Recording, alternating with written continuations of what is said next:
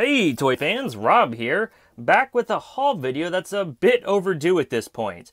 At the end of August I had a birthday and actually acquired a few new Legends in my collection, thanks in part to some family members who sent me some money and my brother Greg, who actually went out toy hunting with me. So I thought I'd go ahead and show those off with you guys today, and a few other things I picked up around that event. So the first thing we got here is the Netflix Punisher figure, and I'm pretty excited to check this guy out. I think the likeness to Jon Bernthal is really nice. I'm curious to see how that coat interferes with articulation, or if it does at all, but still, really cool to have that in my collection.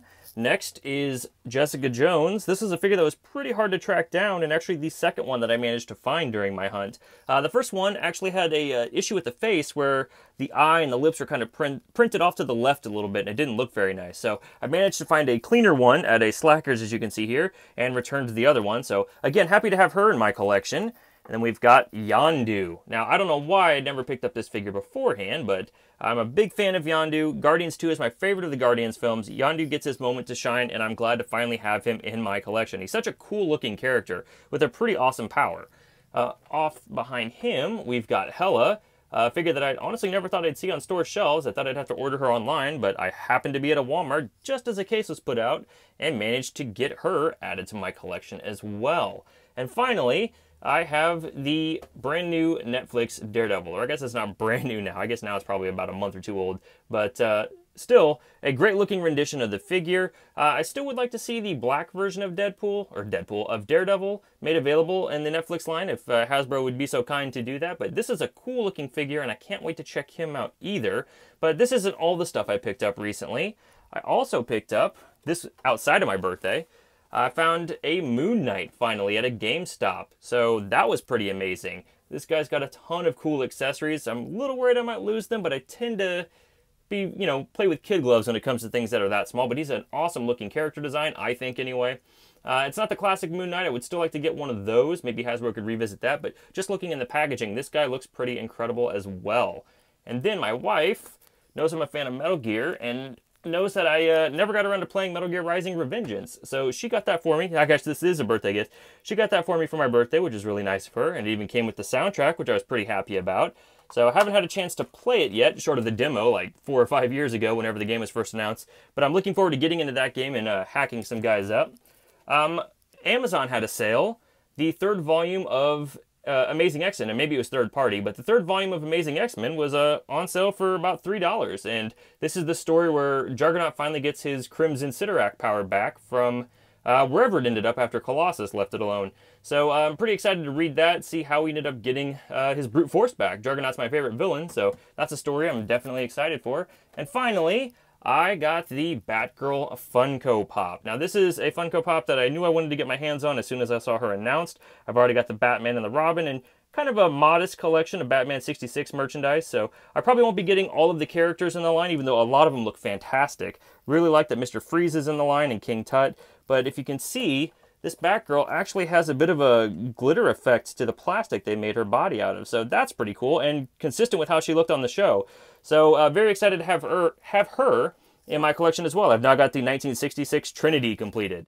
I'm going to go ahead and get these Legends out of the packaging so I can kind of check them out in closer detail, but while I do that, why don't you guys go ahead and look at another part of my Mini-Mates collection that I didn't have ready when I did my collection video recently. Alright guys, here we have my video game and zombie Mini-Mate figures. In the first row you'll see Beautiful Joe, Morrigan, First Appearance Ryu, a Sentinel, Chris Redfield, and Amaterasu. All of those Mini-Mate figures come from the Marvel vs. Capcom 3 line.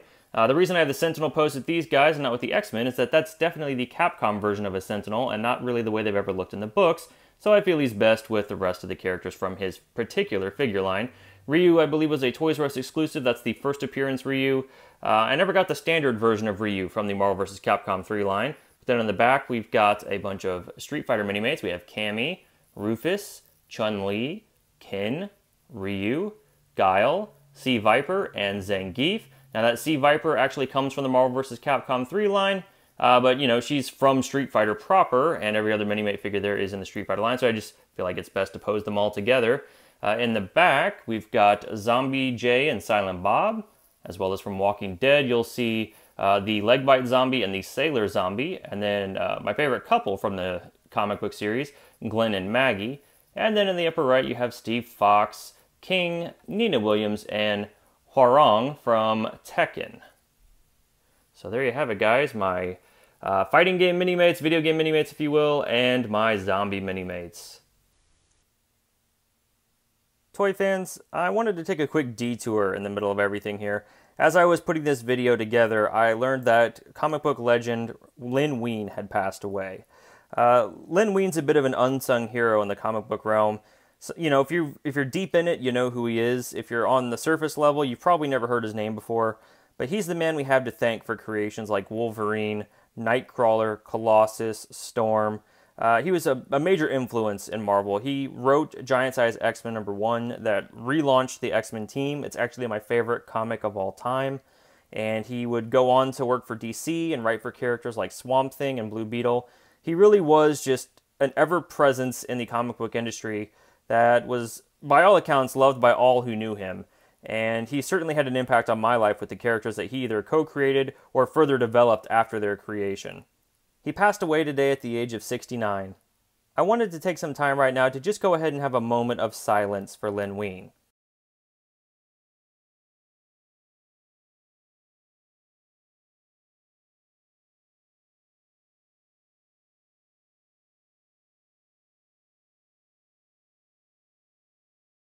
Alright, thank you, toy fans. If you're a fan of Len Wein or any of his creations, let me know in the comments below what you enjoyed about his work. And let's do our part to make sure this man's legacy is not forgotten.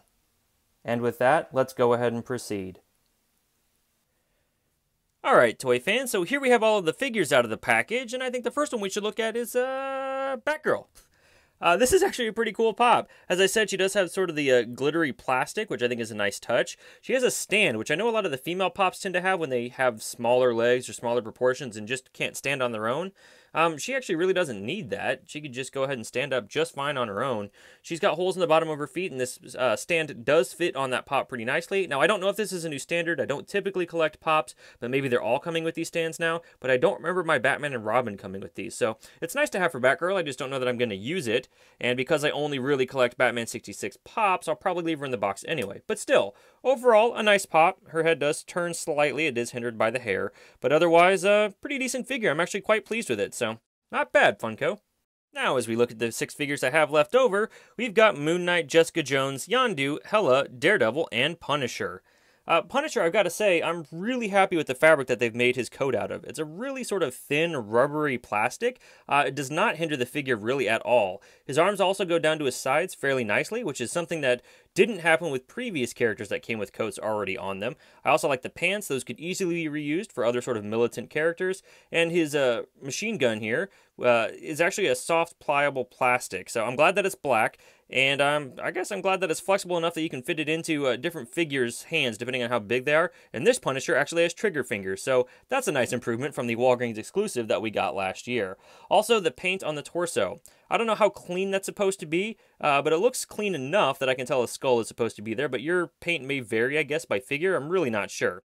Also, the face paint. Hasbro's employing this new technique with these these figures rather, based on actual actors. Instead of doing a more solid, or I don't know how to describe it, but a more heavy paint job like we see with this Yondu head over here from earlier this year, you'll notice it's pretty much just white and then a red dot and a black dot for the eyes, let's say. The teeth is just kind of a one solid shade. Here on Punisher, we've actually got a bit of paint variation with the 5 o'clock shadow. And then his eyes almost look like they're a screen print or some sort of tempo that's been applied to the figure's face. So, that's going to need to grow on me a little bit. I do think it looks nice from a distance, but up close, it just kind of looks like halftones, and it kind of falls apart for me. I do prefer the more traditional painting style, but like I said, this doesn't look bad from a distance, so maybe it's just me. I don't have a lot of these figures that employ that technique currently, so maybe after a few more, I'll decide that that's the new way to go. I really don't have any complaints about this Daredevil figure. He looks like Charlie Cox from the nose down. I do wish he had a regular Matt Murdock head, but maybe we'll get that with a future Daredevil figure. The batons are nice, and they're actually painted, which is not something we see too often with Hasbro figures. And then the actual costume for the character is painted quite well as well. I don't notice really any paint blemishes or anything. I guess the red does bleed through just a little bit here, but otherwise, he's a pretty solid-looking figure. Hela is quite a striking figure. I love the way that they've executed this ornamentation on the helmet, and the fact that they even went there. It does appear to be soft, pliable plastic, so you're not going to have to worry about those breaking off. The figure herself is actually, there's more mass to her than I expected. She's taller and a bit wider in the body than I would have thought. Typically, Hasbro makes their female figures a bit smaller, but maybe this is in line with the actress and the way she's going to look in the movie. Now, my particular Hela figure has a really messed up leg from the knee down. And I know there's tricks out there using hair dryers and whatnot to fix that, but that really shouldn't be my problem. Hasbro really should do a better job of making sure these figures are packaged well enough that they don't warp on the way to you. But she does seem to be standing all right despite the defect. Her sword seems a little too flimsy or a little too small, but maybe that's accurate to the film. We'll have to wait and see. But really a phenomenal figure. And the other head, the unmasked head, looks equally as amazing, but it employs that same painting technique that really needs to grow on me. It switches out pretty easily, but I think I prefer the figure with her horned helmet on. It just looks so much cooler. Yondu's articulation is a little bit hindered by his coat. It's a harder plastic than what we've got with Punisher or even Jessica Jones over there. And it's interesting to note with his arrow, there are 2 holes on this holster. There's one that seems to hold the arrow, and then there's another one for I don't know what reason. Now there's a trail on this arrow. It works best if you put it in the holster. Let's just get it slid in there. There we go, so we can make it look like Yondu sending the arrow forward. This other hole doesn't seem to work well at all. Now, that's probably part of the costume design, but I almost wonder if Hasbro at one point was going to give us an arrow by itself and an arrow with an effect, and then decided later on in the process just to give us the one. Either way, I think I would have preferred an extra arrow, but otherwise, this looks like a fantastic Yondu figure. I'm actually quite pleased, and I love that we get the Guardians 1 head as well. This head looks pretty nice now on mine.